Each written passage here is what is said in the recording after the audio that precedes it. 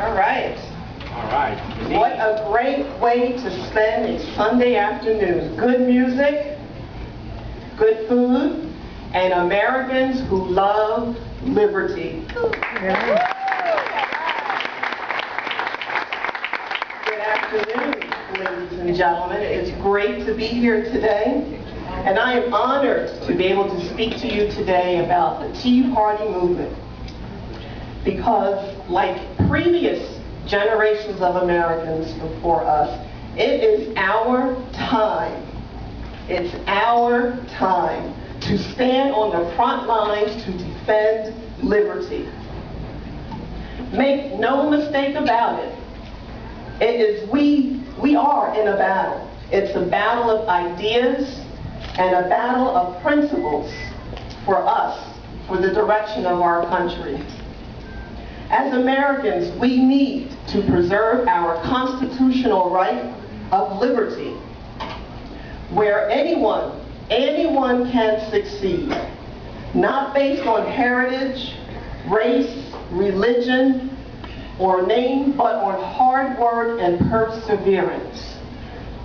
Our country does not guarantee success, but liberty does guarantee you the opportunity to succeed. The reality is this: life is hard, period. It's hard. It's not easy these days. There will be winners, there will be losers. But in this great nation, if you keep at it and you persevere and you work hard, you can be a success. That's right.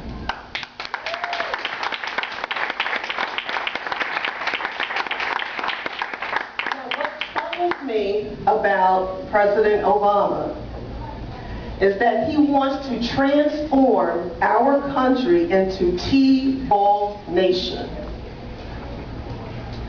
With T-ball, regardless of the score of the game, at the end of the game, there are no winners, there are no losers.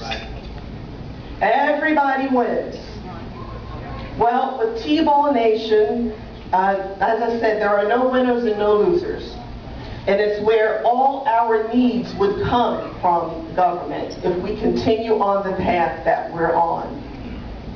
This transformation will segregate our country into two camps: the elites and the dependents, or the haves and the have-nots. These policies will destroy the middle class and construct a barrier against upward mobility.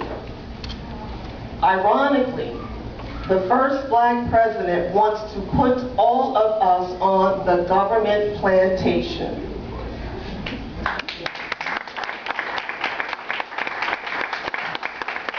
And I'm here today to tell you that it's our time. It's our time to make sure this does not happen on our watch, because by God, it is not going to happen on my watch.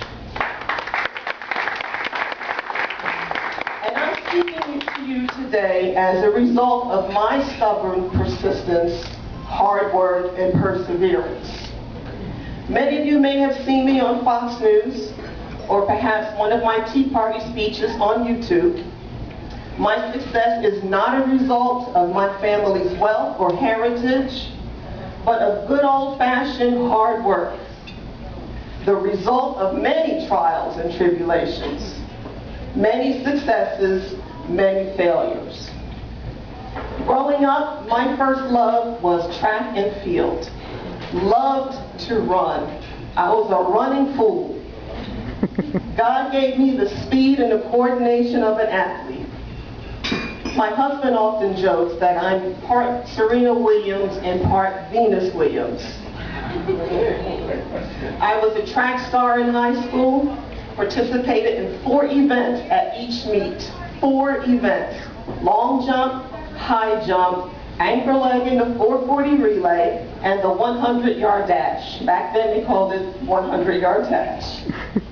I broke the girls' 100-yard dash record running against Carol Lewis. Is anyone aware of Carl Lewis, the Olympic champion? I ran against his sister, and I wanted to beat her so bad, I broke the school record, clocking in at 12.4 seconds. Don't let the skirt and the heels fool you. But any hopes and dreams of a college scholarship for track and field quickly came to an abrupt end because I had to work my senior year in high school. I participated in a work-study program where I went to school in the morning and I went to work in the afternoon at a law office. Then there's my second love, fashion modeling. Boy, did I love fashion modeling. I had formal training. I participated in runway shows throughout the tri-state area, New York, New Jersey, Connecticut, Pennsylvania. I left home at the age of 21 to pursue my dream as a New York City fashion model. More on that in a moment. I worked as a temp at a temp agency at various agencies in New York City, long-term assignments, short-term assignments, and that allowed me the flexibility to run out on these interviews to get some modeling gigs. Go-sees, cattle calls where they got a whole bunch of women all in one area and someone comes out and says, you, come with me and everyone else, bye-bye. That was me. Every second I got, I was trying to land that big modeling gig. I was a boarder in several basement apartments in North New Jersey. It was just my hot plate and my little refrigerator that I could barely put anything in. Well, I finally came to the realization that this modeling career thing ain't working out so well. After years of talent shows and modeling scams, I came to my senses and felt that this was not in the cards for me. Fortunately, while I was in high school, I learned the skills of typing 100 words a minute and shorthand at 80 words a minute. And it was those two core skills that landed me a job at Philip Morris, where I had the opportunity to work there for 20 years. I was an entry-level benefits clerk. When I started at Philip Morris, I was making more than my mother, who had been working longer than I had been born. So I knew I was onto something. Well, while working at Philip Morris, I was also able to go to college at night for 11 years. I am the first college graduate in my family.